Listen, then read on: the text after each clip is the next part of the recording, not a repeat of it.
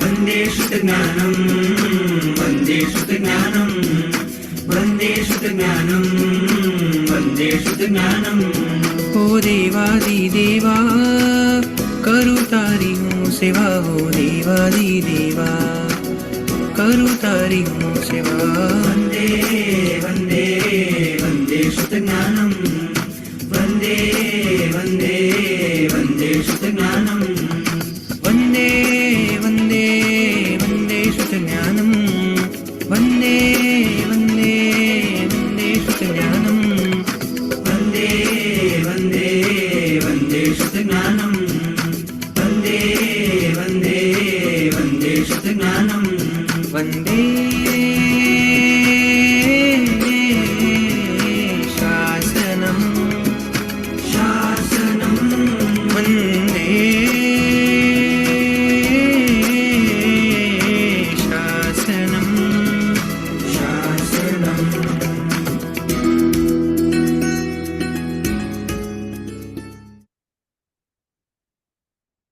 नमो नमो। प्रणाम प्रणाम गुरुजी। प्रणाम गुरुजी। नमो नमः। प्रणाम। नमो सिद्धाणं नमो धैर्याणं नमो वज्रायाणं नमो लोये सब्बसाहूणं। येषु कञ्चन मुक्तारो शब्बपावपणासनो मंगलानं च सद्देशिन्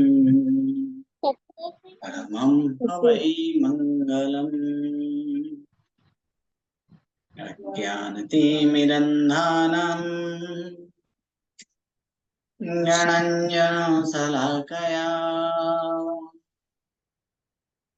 नेत्रम् उन्मीलितं येन तस्मै श्री गुरवे नमः।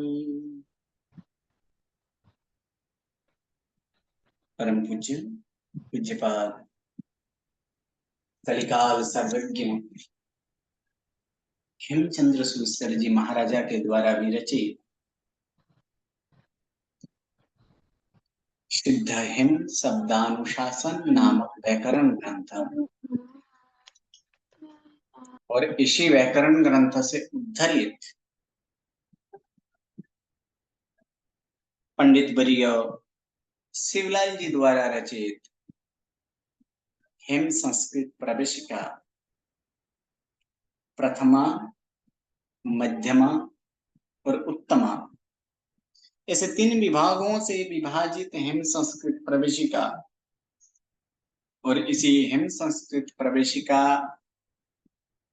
प्रथमा के प्रथम प्रकरण यानी प्रथम भाग, और इस प्रथम भाग में हम देखेंगे वर्ण विचार, शब्द विचार, शब्द विचार में क्रियावाचक शब्द और इसी क्रियावाचक शब्द के 4 गण और वर्तमान काल के रूप परस्मैपदी, आत्मनेपदी और उभयपदी रूप इस प्रकार से होता है। ये हमारे ये प्रथमा के प्रथम भाग जो है, इन प्रथम भाग के ये विषय क्रमानुसार है। जो कि हम वर्ण विचार देख रहे हैं, तो वर्ण विचार को फिर से एक बार पुनरावर्तन कर लेते हैं, रिवीजन कर लेते हैं कि वर्ण विचार में वर्ण शब्द का अर्थ क्या है। तो वर्ण शब्द का अर्थ क्या होता है? अक्षर। वर्ण विचार में वर्ण शब्द का अर्थ है कि अक्षर। तो ऐसे वर्ण विचार में वर्ण अगर देखे तो वर्ण के कितने भेद हैं? 2 भेद। कौन कौन से हैं? स्वर वर्ण और व्यंजन वर्ण। स्वर वर्ण कितने हैं? 14। व्यंजन वर्ण कितने हैं? 33। यानी और उसके बाद जिसके ह्रस्व और दीर्घ दोनों स्वरूप जिसका हो उसे क्या कहा जाता है? उसको किस नाम से जाना जाता है? उसको वर्ण के नाम से जाना जाता है। जैसे कि अ वर्ण, ई वर्ण, उ वर्ण, रू वर्ण इत्यादि। और जिनका मात्र एक ही स्वरूप है। प्रीति बहन आप म्यूट कर लें, आपका बैकग्राउंड आ रहा है। तो जहां पर सिर्फ एक ही स्वरूप हो, एक ही स्वरूप हो अर्थात जिसका सिर्फ दीर्घ एकमात्र स्वरूप हो, उसको किस नाम से जाना जाता है? कार। कार किस नाम से? उसको कार नाम से। जैसे कि ए कार, ऐ कार, ओ कार, ओ कार। और यही चारों को ए ऐ ओ को किस नाम से जाना जाता है? संध्याक्षर। संध्याक्षर। उसको संध्या नहीं, संध्याक्षर।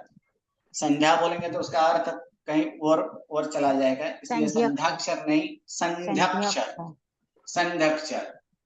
तो इस प्रकार ये जो है कि वो संध्याक्षर है। फिर व्यंजन देखें कि व्यंजन कितने हैं? तो व्यंजन 33 व्यंजन है। इन 33 व्यंजनों में 5-5 व्यंजनों के समूहों को क्या कहा जाता है? वर्ग। ऐसे वर्ग कितने हैं? 15। 5 वर्ग है। कौन कौन से वर्ग है? 5। क च वर्ग, च वर्ग, ट वर्ग, त वर्ग और वर्ग। ऐसे 5 ऐसे के 5 ऐसे वर्ग हुए। और हर एक वर्ग में कितने कितने व्यंजन? 5 व्यंजन। और पांचों वर्गों का कुल व्यंजन कितने हुए? 25। और इसी 25 व्यंजन को किस नाम से जाना जाता है? स्पर्श व्यंजन। इसी 25 व्यंजन को किस नाम से? स्पर्श व्यंजन। उसके बाद जो के वर्ग के नीचे ही य र ल व ह है, उसको किस नाम से जाना जाता है? अंतस्था। क्यों अंतस्था? वर्ग के अंत में रहने के कारण, वर्ग के अंत में रहने के कारण इन चारों को किस नाम से जाना जाता है? अंतस्था। और उसके बाद तालव्य श, मूर्धन्य ष, दंत स और ह, इसको किस नाम से जाना जाता है? ऊष्माक्षर। वर्ग के 5वें अक्षर जो है, 5वें अक्षर को किस नाम से जाना जाता है? अनुनासिक। और वो कितने हैं? 5। कौन कौन से? ग, य, ण, न और म। ये 5 अनुनासिक स्वरूप में है। उसके बाद हम देखे थे कि धूट व्यंजन किसे कहते हैं? धूट व्यंजन वर्ग के 5वें अक्षर और हाँ, वर्ग के 5वें अक्षर और अंतस्था रहित जो व्यंजन है, उस व्यंजनों को क्या बोला जाता है? धूट व्यंजन। तो धूट व्यंजन कितने हुए? 24। ये 24 ये धूट व्यंजन है। उसके बाद हम लोग देखे थे अघोष। अघोष किसे कहते हैं? वर्ग के प्रथम और द्वितीय अक्षर तथा श, इनको क्या कहा जाता है? इनको अघोष के नाम से जाना जाता है। घोषवान। कल हम इसकी व्याख्या में क्या बोले थे? अघोष सिवाय ना बाकी ना व्यंजन कहवा माटे कीधु तो के बीजू कहीं कीधु तो तुमने? हाँ, वर्ग के तीसरे, चौथे, 5वें अक्षर और अंतस्था और ह, इनको क्या कहा जाता है? इनको घोषवान व्यंजन कहा जाता है। इसलिए कल वहां पर व्याख्या को ही थोड़ा सा तोड़ा गया था, क्योंकि अघोष सिवाय के बाकी के सारे व्यंजन घोषवान। तो फिर यहाँ पर अनवस्था नाम की ऐसे दोष आ सकता है। अगर हम कोई एक को पता ना हो तो फिर दूसरा, जैसे कि मान लीजिए एक व्यक्ति बाहर से कोई एक व्यक्ति आए और फिर वो एक व्यक्ति को पूछ रहे हैं, जैसे कि ए नाम का व्यक्ति बी नाम के व्यक्ति से पूछ रहे हैं कि भाई मुझे रमेश भाई की घर जाना है, रमेश भाई की घर कहाँ पर है? तो फिर बी नामक व्यक्ति ने जवाब दिया कि रमेश भाई का घर जो है वो महेश भाई के घर के सामने ही है, महेश भाई के घर के सामने। अब उस ए नामक व्यक्ति को ना तो महेश भाई के घर की पता है और ना ही रमेश भाई के घर की पता है। तो अब यहाँ पर फिर से प्रश्न पूछा जा गया कि तो फिर महेश भाई का, मुझे रमेश भाई के घर जाना है तो आप बोल रहे हो कि महेश भाई के घर के सामने ही उसका घर है, लेकिन महेश भाई के घर कहाँ है? तो उसका जवाब फिर से क्या मिलेगा कि रमेश भाई के घर के सामने। अब इनका जवाब अंततः क्या आएगा? कुछ आएगा इसमें जवाब, निष्कर्ष कुछ निकल पाएगा? नहीं। नहीं निकल पाएगा। उसी तरह अगर हो जाए कि घोषवान किसे कहते हैं कि अघोष सिवाय के बाकी के व्यंजनों को घोषवान कहा जाता है, लेकिन जिसे अघोष ही पता नहीं है तो फिर वो क्या करेगा कि घोषवान सिवाय के व्यंजन को अघोष कहा जाता है। तो यहाँ पर निष्कर्ष कुछ नहीं निकलेगा। इसी कारण अघोष और घोषवान दोनों की व्याख्या इसी प्रकार से करना है। अघोष अर्थात वर्ग के प्रथम और द्वितीय अक्षर और 3 श, ये अघोष हैं। और घोषवान तो वर्ग के तीसरे चौथे पांचवें अक्षर अंतस्था और ह, इसको क्या कहा जाता है? घोषवान कहा जाता है। इतना याद रखना है। आगे वाला अघोष सिवाय के बाकी के घोषवान कहते हैं, जवाब सही है, लेकिन वहां पर संपूर्णतः उस प्रकार से न हो। और भी उदाहरण है, ऐसे बहुत सारे उदाहरण है कि कोई ऐसे लिख लें कि इनमें से। हाँ जी बोलिए। घोषवान का वापस डेफिनेशन बोलो ना। घोषवान का डेफिनेशन यही बोला है कि वर्ग के तीसरे चौथे पांचवें अक्षर अंतस्था और ह, वर्ग के तीसरे चौथे पांचवें अक्षर अंतस्था और ह को क्या कहा जाता है? घोषवान कहा जाता है। इसी प्रकार एक बार एक नाटक जो था, एक नाटक में एक भीम का एक पात्र था, लेकिन वो भीम वाला नाटक जो है कि भीम वाला नाटक, इसका बैकग्राउंड आ रहे हो वो म्यूट कर ले तो अच्छा होगा ताकि दूसरों को तकलीफ ना हो। तो भीम वाला नाटक जो कर रहा था, उसे अचानक नाटक के दिन ही उसे कहीं बाहर जाना पड़ा, तो वहां पर कोई एक पात्र को उठाकर फिर उसको नाटक के लिए वहां पर बोला गया कि कुछ नहीं करना है, जो स्क्रिप्ट में लिखा है उसी को बोलना है। अब स्क्रिप्ट में इस तरह से लिखा था कि गदा हस्ते भीमस्य पदक्षेप, और उसके बाद आगे का उसका डायलॉग चालू होता था। और लेकिन वो क्या था, वो तो विधेय वाक्य के स्वरूप में था, वो वहां पर विधान है, क्या करना है वहां पर, गदा हाथ में लेकर और पैर को क्या करना है, पैर का प्रक्षेप करना है और उसके बाद डायलॉग बोलना है। तो वह वहां पर वो क्या पढ़ के गया था, स्क्रिप्ट में जो लिखा था उसे यही सिखाया गया था, स्क्रिप्ट में जो लिखा है उसी को बोल जाना है। अब जाकर वो वही किया, जैसे स्टेज में आया, स्टेज में आकर वही बोला कि गदा हस्ते भीमस्य पदक्षेप, और फिर आगे डायलॉग वो बोलने लगा। तो क्या ये सही है? नहीं नहीं, क्योंकि उसमें क्या हो सकता है, उसे वो अर्थ को समझा ही नहीं। तो उसी प्रकार से न हो जाए, इसीलिए घोषवान की व्याख्या भी इसी तरह से करना है। क्या करना है? कोई ऐसे अघोष सिवाय के बाकी के व्यंजनों को घोषवान कहते हैं, सही है, लेकिन उसे अघोष को अघोष जानना भी जरूरी है कि नहीं? जरूरी है। और जिसे अघोष ही नहीं पता है तो फिर वो घोषवान में क्या होगा उसका? तो क्या करेंगे, क्या ये घोषवान है कि अघोष है? इस प्रकार से प्रश्न आ सकता है। तो इसी प्रश्न का निराकरण के लिए हम क्या किए कि यहाँ पर यही व्याख्या करना है कि वर्ग के तीसरे चौथे पांचवें अक्षर अंतस्था और ह को क्या कहा जाता है? घोषवान कहा जाता है। ये घोषवान आदि देखे। उसके बाद हम लोग का बात चल रहा था कि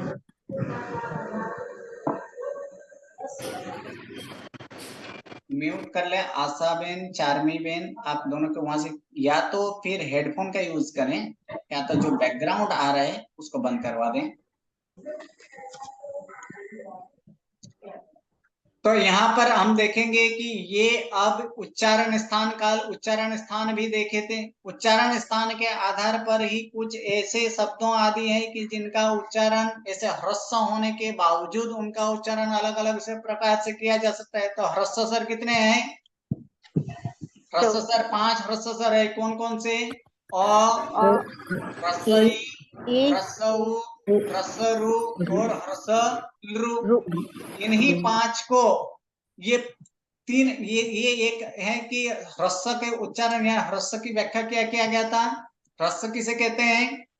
तो ह्रस्व की व्याख्या इस प्रकार से कि जिसकी उच्चारण करने में सामान्य समय लगता हो, सामान्य से जिसका उच्चारण किया जा सकता है, स्वाभाविक रूप से जिसका उच्चारण किया जा सकता है, जिसकी उच्चारण में खींचना ना हो, जिसको ज्यादा ऐसे दीर्घ ना करना पड़े अर्थात खींचना ना पड़े, लंबा ना करना पड़े, तो उसे ही क्या कहा जाता है? वह ह्रस्व है। और जिसको खींचकर बोला जाए, थोड़ा सा ह्रस्व से अधिक ऐसे लंबित करके बोला जाए, दीर्घ करके बोला जाए, वो क्या है, गुरु अथवा उसे दीर्घ स्वर बोला जाता है। और इसी प्रकार ह्रस्व और दीर्घ, जो दीर्घ से भी ज्यादा खींचकर, लंबा खींचकर जो बोला जाए, चाहे वो ह्रस्व स्वर को बोले या तो दीर्घ स्वर को बोले, उसको क्या बोला जाता है, उसे प्लुत स्वर बोला जाता है। उसे क्या बोला जाता है, उसे प्लुत स्वर। प्लुत स्वर अर्थात जिसके, जैसे कि संगीत के मात्रा में कहीं आप देखे होंगे कि संगीत के वहां पर 1 2 3 ऐसे लिखा जाए, ऐसे लिखा होता है, तो 1 2 3 3 का अर्थ उसको क्या कर, उसको लंबा खींचना है। उसी प्रकार किसी को अगर बुलाना हो, दूर बुलाना हो, तो फिर हम क्या करते हैं, सामान्य से बोलेंगे एक आओ, इस प्रकार से बुलाएंगे कि उसको जोर से उसको बुलाएंगे कि ये, तो ये को क्या किया, हम लंबा किए कि नहीं किए, किया जाता है। उसी प्रकार जो स्वर को, जहां स्वर को अधिकतर लंबा किया जाए, उसको क्या बोला जाए, उन स्वर को प्लुत स्वर बोला जाता है। और उसकी मात्रा 3 होती है। तो मात्रा का मतलब क्या होता है, तो मात्रा का मतलब होता है कि आंख मींचना कि आंख को खोलना। तो आंख मींचते हुए कि खोलते हुए जितना समय लगता है, उसे एक मात्रा गिना जाए। लेकिन वह स्वाभाविक मनुष्य के, कोई ऐसे नहीं आंख मींच कर ही रखें और रखे 5 मिनट 10 मिनट रख दें, उसके बाद 10 मिनट खोले, तो वहां एक मात्रा ऐसे नहीं। स्वाभाविक मनुष्य की जो ऐसे आंख की जो पटपट जो होते रहते हैं, उसके समय में जितना लगता है, वो पटपट होना, एक बार मिंचना उघाड़ना, उतने में जितना समय लगता है, उसको क्या बोला जाता है, एक, यानी एक मात्रा। आंख मींचने में या तो आंख उघाड़ने में जितना समय जाता है, उसे क्या माना गया है, एक मात्रा। और एक मात्रा कौन से स्वर को होता है, ह्रस्व स्वर को। दीर्घ स्वर में कितने मात्रा, 2 मात्रा है। जबकि प्लुत स्वर में 3 मात्रा वहां पर बताए गए, क्या, यानी 3 मात्रा जो है वो प्लुत स्वर वाला है। और ऐसे ही स्वरों को वो प्लुत स्वर है। और जैसे हम देखे थे अनुनासिक व्यंजन, तो अनुनासिक व्यंजन के स्वरूप में क्या देखे थे अभी, कि वर्ग के 5वें अक्षर को किस नाम से जाना जाता है, अनुनासिक। लेकिन सामान्यतः वो अनुनासिक व्यंजन नहीं है। तो अनुनासिक, क्या स्वर अनुनासिक हो सकता है कि नहीं, कि हाँ, स्वर भी अनुनासिक हो सकता है। कैसे, अगर स्वर के ऊपर चंद्र बिंदु लगा दिया जाए, तो वह स्वर क्या बन जाता है, अनुनासिक बन जाता है। चाहे वह स्वर ह्रस्व हो, चाहे वह दीर्घ हो, या तो चाहे वह स्वर प्लुत स्वर ही क्यों ना हो। तो यहाँ पर जैसे कि अ के ऊपर आपको दिखाई दे रहा है कि अ के ऊपर क्या है, एक चंद्र के आकार के ऊपर एक बिंदु लगाया गया, एक बिंदु है, तो उसी को क्या बोला जाता है, चंद्र बिंदु। तो ये इस ऐसे चंद्र बिंदु कोई भी स्वर के ऊपर लगाया जाए, तो वह हर एक स्वर क्या बन सकता है, स्वर अनुनासिक बन सकता है। तब उस समय उसका उच्चारण अ नहीं रहता है, तब उस समय उसका उच्चारण क्या होता है, अ, ई, ऊ, रू, रू, आ, ई, ऊ, एम, आम, इस प्रकार से नाक से उसका उच्चारण होता है। फिर प्लुत करना तो ये सर क्या, ये सर नाक से उच्चारण, यानी स्वर के ऊपर जब चंद्र बिंदु लगाया जाता है, तो वह स्वर क्या बन जाता है, अनुनासिक स्वर बन जाता है। तो ऐसे कितने स्वर अनुनासिक बन सकते हैं, तो सारे के सारे जितने स्वर है, सारे के सारे स्वर क्या हो सकता है, अनुनासिक हो सकता है। क्या लगाने पर, तो चंद्र बिंदु लगाने पर सारे के सारे स्वर वो अनुनासिक स्वरूप में बन सकता है। तो प्रश्न आता है कि सारे के सारे व्यंजन अनुनासिक हो सकता है कि नहीं, कि नहीं, सारे के सारे व्यंजन अनुनासिक नहीं है।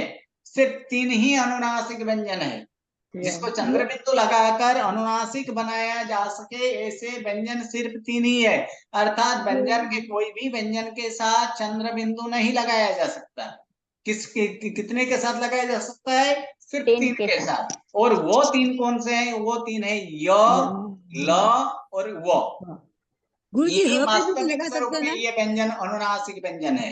कौन से, आप एक, जिसको भी एक और विनंती आप सबसे, जिससे भी प्रश्न पूछना है, हैंड राइजिंग करके पूछें, ताकि यहाँ पर जो एक धारा जो चल रहा है, उस धारा में विक्षेप न हो।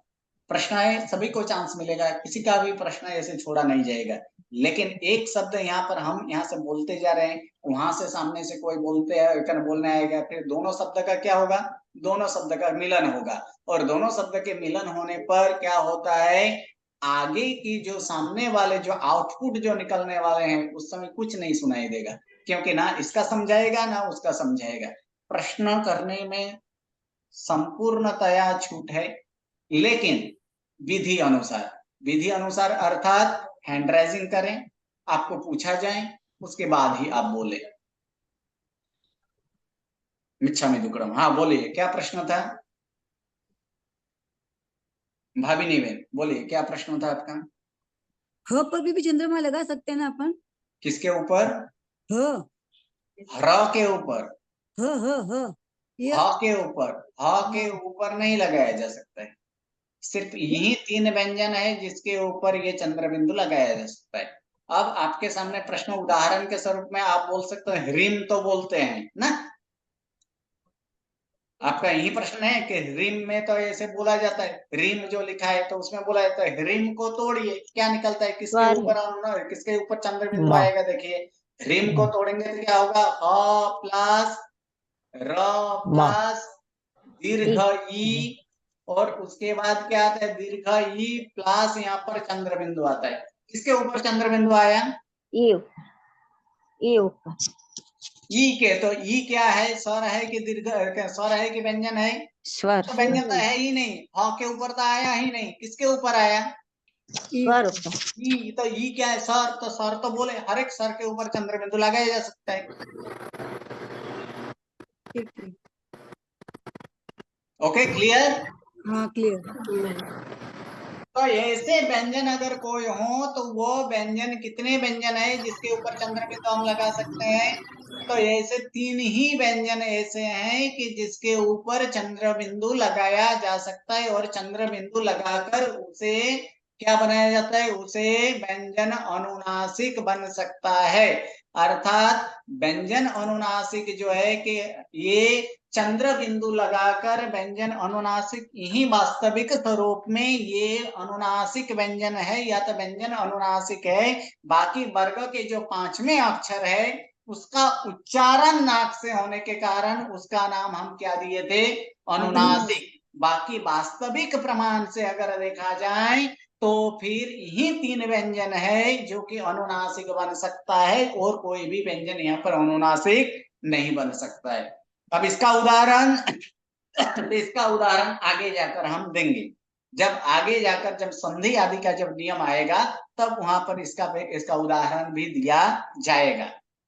तो अभी इतना जान लीजिए कि व्यंजन में सिर्फ 3 ही व्यंजन है जो कि अनुनासिक हो सकता है, और वो 3 कौन से है, य, ल और वो उसे चंद्र बिंदु लगाकर उसे अनुनासिक व्यंजन बनाया जा सकता है।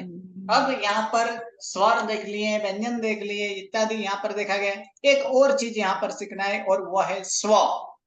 स्व का अर्थ क्या है, स्व संज्ञा, ये स्व संज्ञा देखना है। तो स्व संज्ञा का अर्थ देखने से पहले एक प्रश्न यहाँ पर फिर से बोलिए विद्याबेन, क्या प्रश्न है? प्रणाम पंडित जी। जैसे स्वर अनुनासिक हमने ये अभी देखा, चंद्र बिंदु स्वर के ऊपर लगाता है, तो दीर्घ रू और दीर्घ रू पे क्यों नहीं आया? वो तो यहाँ पर उदाहरण में इतना ही लिखे हैं, बाकी आप सारे का सारे में लिख सकते हो। ओके जी जी। उदाहरण के लिए, एग्जाम्पल के लिए सिर्फ इतना ही लिखे हैं। हाँ हाँ ओके, प्रणाम।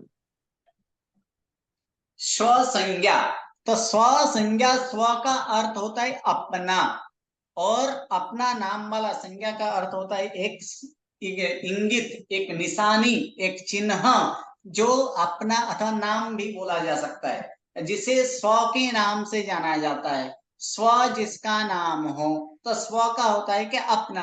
तो अपना में क्या होता है, जैसे कि अपने वर्ण या तो अपने वर्ग, वह परस्पर स्व है। अपने वर्ण या तो अपने वर्ग, जैसे कि अवर्ण के साथ परस्पर स है, ई वर्ण के साथ परस्पर स है, उ वर्ण के साथ परस्पर स है। उसी प्रकार क वर्ग के साथ परस्पर स है, च वर्ग के साथ परस्पर स है। मतलब इसका, तो अ के साथ अ या आ जिसका स्वरूप हो वो अपने स हो सकता है, लेकिन अ के साथ ई लगाएं तो यह स होगा कि अस होगा? अश्व होगा, अस होगा। क्यों? क्योंकि क्योंकि ये इसका दोनों वर्ण स्व अलग अलग है, दोनों वर्ण अलग अलग है। एक अ वर्ण वाला है और दूसरा कौन सा वर्ण वाला है? ई वर्ण ई वाला है। वर्ण। यानी यहाँ पर दोनों का मिलाप नहीं है, यहाँ दोनों वो स नहीं बन सकता। तो स कौन बन सकता है? अपने वर्णों का ही स बन सकता है। जैसे अ और प्लुत अ, ये दोनों स होगा कि अस होगा? स्व होगा, स होगा, स्व। क्योंकि ये अपने वर्ण का ही है। आ और प्लुत अ, ये दोनों स्व स्व परस्पर स्व। ये भी परस्पर स्व है, क्योंकि अपने वर्ण का ही है। उसी प्रकार दीर्घ ई और ह्रस्व ई, ये दोनों परस्पर स्व। स्व। परस्पर स्व है, क्योंकि ये अपने ही है, ये भी स्व होगा। उसी प्रकार क वर्ग में से क और घ, ये क्या होगा? परस्पर स्व परस्पर स्व। होगा, ये भी परस्पर स्व है। क्यों? क्योंकि घ भी कौन से वर्ग में आता है? क वर्ग में ही आता है ना, क्योंकि एक वर्ग में कितने व्यंजन? 5 5 व्यंजन। तो घ ये कौन से व्यंजन है क वर्ग के? चौथा चौथे। तीसरा। व्यंजन, तीसरा नहीं, चौथे। घ चौथा बोले व्यंजन, क ख ख ग, ख उसके बाद क्या आता है? ख घ, ख घर का चौथा घ। व्यंजन। हाँ, तो ये क्या हुआ? ये चौथा व्यंजन हुआ। तो ये जो है कि परस्पर जो होता है उसे ही स कहलाता है, और जो परस्पर न हो उसे अस्व कहलाएगा।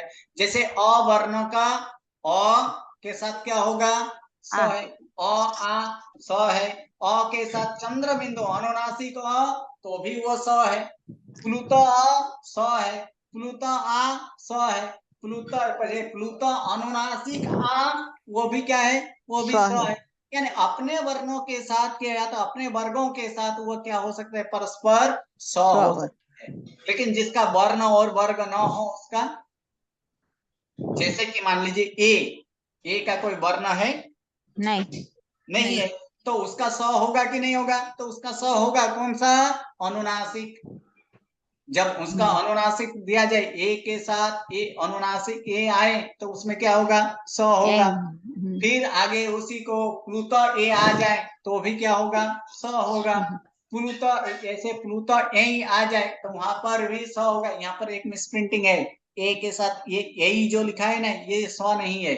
हाँ, क्योंकि ये दोनों अलग अलग है। एक एकार है, दूसरा क्या है? एकार है। एकार। इसको अभी निकाल देते हैं। यहाँ पर जो है कि यहाँ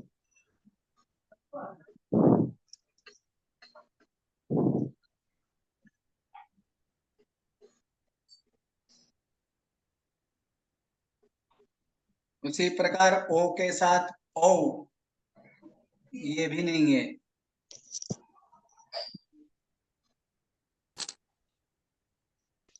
तो यहाँ पर देखें कि इसके कि अपने के साथ, अपनों के साथ जो होता है वही क्या होता है? वह स्व होता है। अपने सिवाय अन्य किसी और के साथ हो तो वह स्व नहीं होता है। उसी प्रकार क वर्ग का परस्पर अक्षर जो है ख के साथ क, ख, ग, घ, ग, लेकिन ये आगे पीछे हो सकता है। मान लीजिए ग के साथ क, तो वो भी स है, क्योंकि एक ही वर्ग के है ना, इसलिए ग के साथ क है। इसी प्रकार अ वर्ण में पहले आ लिखा जाए और उसके बाद अ लिखा जाए तो भी वो क्या स होगा कि नहीं होगा? हो सकता है। तो भी वो हो सकता है। परस्पर आने पर चाहे वो आगे पीछे हो सकता है, लेकिन क्या होना चाहिए? अपने वर्णों का होना चाहिए। ये स्वसंज्ञा है। स्वसंज्ञा क्यों जानना है? क्योंकि आगे संधि के नियम आएगा, अश्व सर के नियम। अर्थात जो स्व नहीं है उसे क्या बोला जाता है? अश्व। जो स्व नहीं है उसे अश्व बोला जाता है। हाँ बोलिए भाविनी बहन, क्या प्रश्न है? इसमें ओ कार के साथ ओ और औ आएगा, नहीं आएगा इसके साथ स्वर में? इसके साथ ओ कार, हाँ, ओकार के साथ क्या आएगा? ओ और औ लिखा हुआ है और इसमें नहीं आएगा साथ में, और एक स्वर नहीं होगा। कौन सा? ओ लिखा और ओ कार इसके हाँ, साथ ओकार के साथ ओ आता है, अनुनासिक ओ आता है, प्लुत ओ आता है, प्लुत अनुनासिक ओ आता है, और क्या आएगा इसमें साथ में? औ नहीं आएगा इसमें, दो मात्रा नहीं ओ आएगी। दोनों अलग है। ओकार और ओकार दोनों अलग अलग है कि नहीं? हाँ लेकिन एक अक्षर तो एक ही सेम है ना वो। सेम नहीं है, इसमें एक मात्रा है, उसमें डबल मात्रा है। अच्छा मात्रा भी देखा जाएगा इसमें। हाँ, उसके स्वरूप में देखिए, उनके दोनों स्वरूप अलग अलग। अगर वो होता तो वो परस्पर वर्ण में आ जाता ना, वो वर्ण तो है ही नहीं। एक समान देखने से नहीं होता है, उनका स्वरूप भी देखना पड़ता है। अच्छा ओके, धन्यवाद। चलिए आगे, अब यहाँ पर आगे देखेंगे कि ऐसे भी 5 व्यंजन या तो 5 ऐसे भी है जिसका कोई स्व नहीं है। वो कौन से? जैसे कि अंतस्था और उष्मा अक्षर, ये कोई वर्ग में आता है?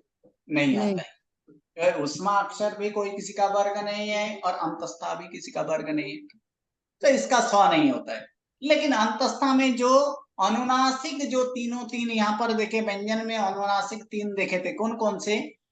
य लव ये तीनों तीन किसका है? अंतस्था का है कि नहीं? हाँ तो ये तीनों तीन का, इन तीनों अंतस्था का स्व हो सकता है फिर, क्योंकि उसका अनुनासिक सामने है। लेकिन बाकी कौन सा रहा? र। एक र रह गए तो र का नहीं होता है।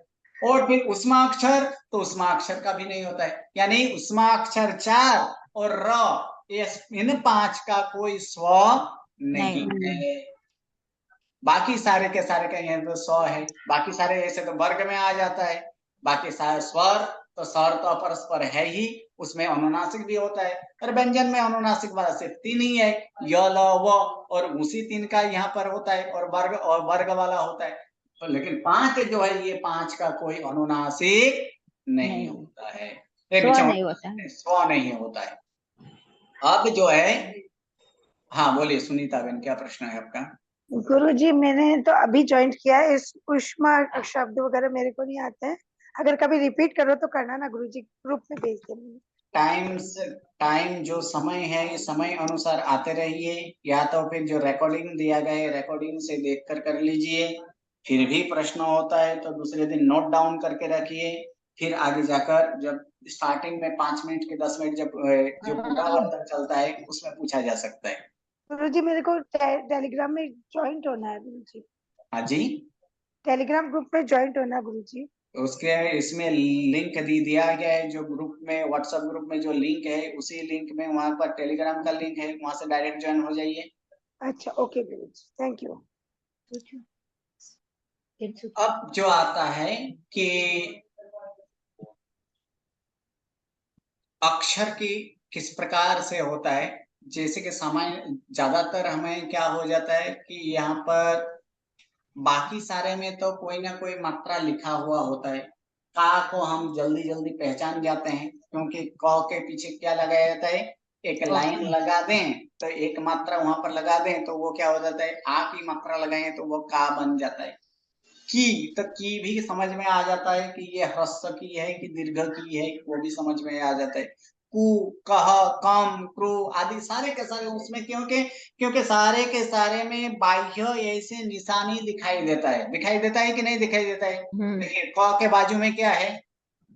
यहाँ पर हम देखेंगे क की बाजू में क्या है? ये का लिखा है, तो क के बाजू में क्या लिखा गया है? आ आ का निशानी है ना, तो इससे हम क्या बोलेंगे? इसके का ही बोलेंगे ना। फिर इसको क्या बोलेंगे? की। इसको क्या बोलेंगे? इसको क्या बोलेंगे? इसको ये सारे जितने जितने देखिए कि इनमें सारे के सारे कोई ना कोई निशानी के साथ ये ज्वाइंट है कि नहीं है? सबके साथ इसमें सारे के सारे जुड़ा हुआ है ना निशानी के साथ। हाँ। लेकिन इसमें कोई निशानी है? पहला नंबर में क में कोई निशानी दिखाई दे रहा है? नहीं। बाह्य निशानी, जैसे आ की प्रकार, आ की स्वरूप, ई की स्वरूप, ऊ की स्वरूप, रू की स्वरूप, रू की स्वरूप, अह की स्वरूप, जिस प्रकार से उस स्वरूप में यहाँ पर कुछ दिखाई दे रहा है? नहीं दिखाई दे रहा। और ज्यादातर गलती हम इसी में करते हैं। ये क्या है कि इसमें नहीं, जहां पर नहीं दिखाई दे रहा है, लेकिन हम ये अवज्ञात नहीं कर पाते हैं कि क व्यंजन हमेशा कैसे होता है।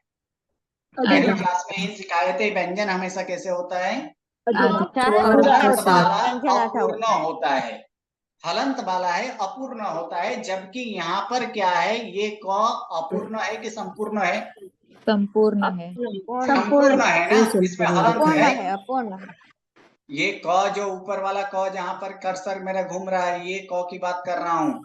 संपूर्ण है, पूर्ण है, संपूर्ण है, क्योंकि इसके साथ क्या इधर क्या जोड़ा गया है वो नीचे में लिख दिया है। क्या इसके साथ क्या जोड़ा गया है? और जुड़ने के बाद ये संपूर्ण हुआ है ना। लेकिन इसी को ज्यादातर हम गलती कर बैठते हैं कि उच्चारण में क्या बोल देते हैं। जैसे इसको हम क्या पढ़ेंगे? नाम। क्या अब तक क्या बोलते आए हैं? नाम। नाम। नाम। तो नाम अगर हो तो फिर इसको कैसे लिखना पड़ेगा? न प्लस हलंत आएगा। हलंत आएगा। न है प्लस क्या? नहीं है। इसी में ज्यादातर सूत्र की उच्चारण में इसी में हम गलती करते हैं, अ का उच्चारण करते ही नहीं है। जैसे जैसे जितने भी ज्यादातर जहां तक ऐसे अ वाला है, क्योंकि उसका उच्चारण हम करते ही नहीं, क्योंकि इसमें कोई मात्रा हमें दिखाई नहीं दे रहा है। तो इसी का आज से एक वस्तु ये करना है कि हमेशा व्यंजन जब बोलना है उसके नीचे हलंत है कि नहीं ये चेक कर लेना है। अगर हलंत है तभी उसको आधा का उच्चारण करना है। अगर हलंत ना हो तो उसके साथ अंत में अ का उच्चारण करना है। ठीक है, तो उसी प्रकार इसको क्या बोलेंगे? न प्लस आ प्लस म प्लस राम प। नहीं, क्या बोलेंगे? राम। राम। अंत में राम। क्या है? अ है। ये राम, इसको क्या बोलेंगे? महावीर। महावीर। महावीर नहीं बोलना है, क्या बोलना है? महावीर। अब क्या हो जाता है कि जब इन सारे में तो चलिए एक बार वो चल जाता है, किसी तरह से हम वो समझा देंगे। लेकिन इन दोनों में बहुत अर्थ क्या अनर्थ हो जाएगा। इन दोनों में क्या लिखा है? दोनों में जिन। अब आप बोलेंगे किसके? हम अभी आप कहीं दे रहे हैं मंदिर में जा रहे हो, तो किसके मंदिर में जा रहे हो? कौन से मंदिर जा रहे हो? जिन मंदिर। बहुत अच्छे। क्या उच्चारण किए? जिन मंदिर ना। जिन मंदिर। अब सुनिए, दोनों का अर्थ सुनिए। अब इसका अर्थ होता है जिनेश्वर देव, ठीक है। और जिन का अर्थ होता है भूत, प्रेत, आत्मा। अब किसके मंदिर जाना है आपको? जिन मंदिर। जिनो मंदिर जाना है कि जिन मंदिर जाना है? जिन मंदिर। जिनो मंदिर बोलेंगे तो फिर भूत का मंदिर होगा, प्रेत का मंदिर होगा। अर्थ का अनर्थ हो जाता है इसी में, क्योंकि इसमें हम ज्यादातर क्या करते हैं, इसमें कोई मात्रा नहीं है इसलिए इसको बोल नहीं पाते। लेकिन आप देखना है कि अगर ये संपूर्ण हो तो फिर उसको उसके किसकी उच्चारण करना है? अ की उच्चारण करना है। यानी राम, महावीर, नाम, जीन, देव, बाल, कुशल, रमेश, महेश इत्यादि जितने भी शब्द है उनके अंत में क्या लगाना है? और लगाकर ही बोलना है। बाकी सारे को तो सिखाने की कोई जरूरत नहीं, क्योंकि उसके निशानी ऑटोमेटिकली है आपके पास।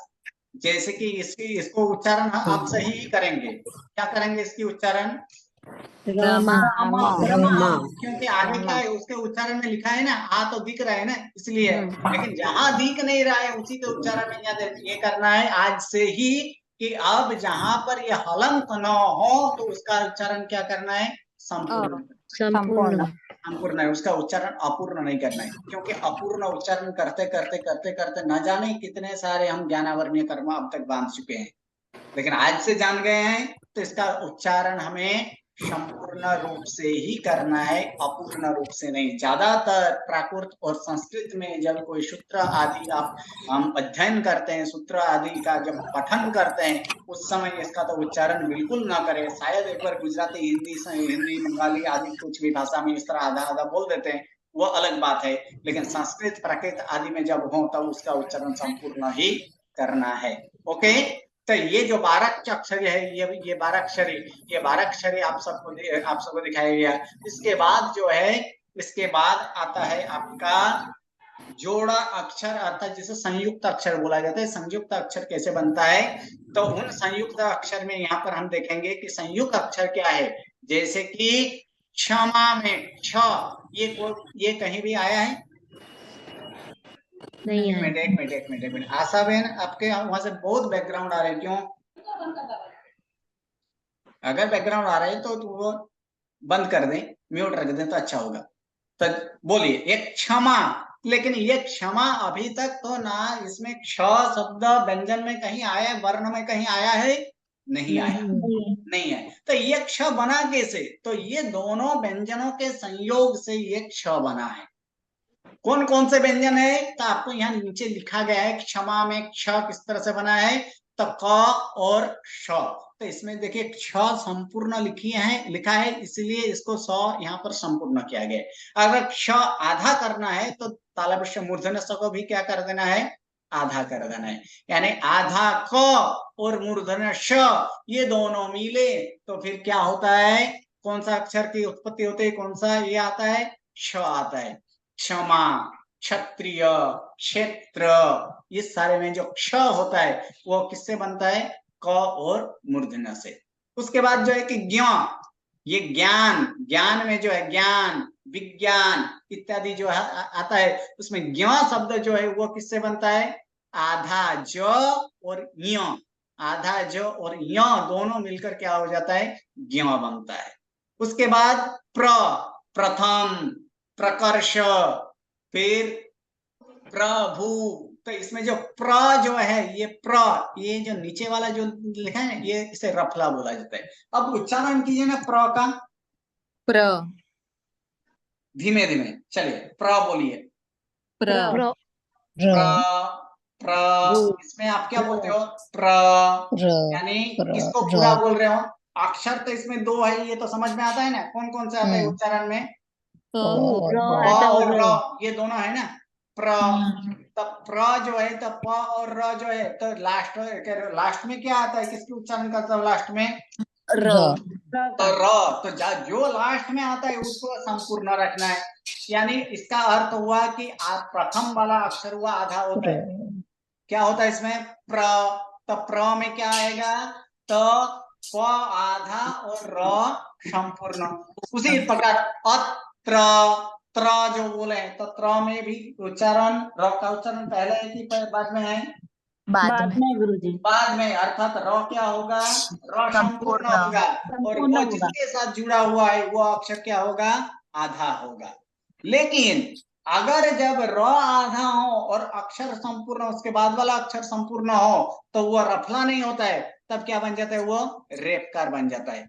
जैसे कि कर्म, तो कर्म, तो इसमें र का उच्चारण कैसे करते हो, बीच में है कर्म, यानी र संपूर्ण बोलते हो कि आधा बोलते हैं, किसके साथ ये संयोग है, र और म का संयोग है ना, र और म का, तो अंत में क्या आएगा, अंत में किसकी उच्चारण कर रहे हो, म क्या होगा, संपूर्ण होगा, और र क्या होगा, आधा होगा। तो उसी प्रकार कर्म, फिर आगे जाकर आगे लिखे प्रकर्ष, तो प्रकर्ष में क्या है, प्रकर्ष, तो ये र क्या है, ये र आधा है और श संपूर्ण है, प्रकर्ष। तो अगर आधा र हो और उसके बाद वाला अक्षर अगर संपूर्ण हो तब वो रफला नहीं, वो रेफकार होता है, और र संपूर्ण हो और अक्षर आधा हो तो वो नीचे, उसका स्थान नीचे होता है, जिसका नाम है रफला, ये प्र, अत्र, ये सर क्या है, ये रफला। श्री, तो श्र में जो श्री, ये ह्री, ये सारे में क्या आता है, इसमें र संपूर्ण आता है, अर्थात ये इसे रफला बोला जाता है। और ऊपर वाला जो ये दिखाया जाता है, जैसे प्रकार में यहाँ पर जो दिखाया गया है, ये से क्या बोला जाता है, जैसे रेफकार। तो रेफकार में र आधा होता है और रफला में र संपूर्ण होता है, इतना ध्यान रखना है। हाँ बोले आशा में, क्या प्रश्न है? हाँ जी, बुद्धि लख्યું છે ને, બુદ્ધિમાં દ અર્ધો અને ધ પૂરો છે, हाँ, द अर्धो ध પણ संपूर्ण, લખતી વખતે ધી ધ અર્ધો દેખાય ને દ પૂરો દેખાય. આ ફોન્ટ ને લેખવાનો આવું જ એક પદ્ધતિ છે. હા, या एक पद्धति છે, द ને નીચે ધ કરો, પણ દ અર્ધો જ હોય અને ધ સંપૂર્ણ હોય, ફોન્ટ ના કારણે આવું દેખાય. લખવાનો આ એક પદ્ધતિ છે, બીજું કઈ નહીં. પણ છે તો ગ અર્ધ અને ધ સંપૂર્ણ. उसी प्रकार विद्या तो द और य तो द्या, तो द्य शब्द बना तो द्य अंत में क्या, अंत में किसकी उच्चारण हो रहा है? य. तो य क्या होगा, संपूर्ण क्या अपूर्ण? संपूर्ण. यानी य बाद वाला जो होता है वो संपूर्ण होता है हमेशा. तो आधा क्या होगा? द आधा होगा. इसलिए विद्या, विद्यालय, विद्या देवी, ये सारे जो आता है, ये सारे किसमें आता है? तो द्य आता है. उसके बाद ध, यहाँ पर बुद्धि, तो बुद्धि में क्या है? द आधा द आधा है, ध संपूर्ण है, क्योंकि उच्चारण हम ध की उच्चारण अंत में कर रहे हैं, इसीलिए द आधा है और ध संपूर्ण है. उसी प्रकार वक्ता किसके उच्चारण कर रहे हैं अंत में? तो का उच्चारण तो त संपूर्ण होगा. किसके साथ है वो? क के साथ है, तो इसीलिए क आधा और त संपूर्ण. उसी प्रकार निश्चय, तो निश्चय में क्या, स और च में किसका उच्चारण अंत में करते हो? च. तो च संपूर्ण होगा और ताले पर श आधा होगा. उसके बाद स्र और ह्र का तो वो तो बता दिए, क्योंकि र का उच्चारण किया जाता है, ये रफला ही है. और उसे पद्म किसको उच्चारण कर रहे हो? दो आधा द आधा और म संपूर्ण. इस प्रकार से यहाँ पर वर्ण विचार पूर्ण होता है. और वर्ण विचार के बाद आगे के क्लास में हम सीखेंगे शब्द विचार. ये वर्ण विचार का काल एक बार पुनरावर्तन करेंगे, उसके बाद शब्द विचार सीखेंगे. नमो नमः. प्रणाम. प्रणाम गुरुजी. प्रणाम गुरुजी. प्रणाम गुरुजी. प्रणाम. नमो नमः. प्रणाम गुरुजी. प्रणाम.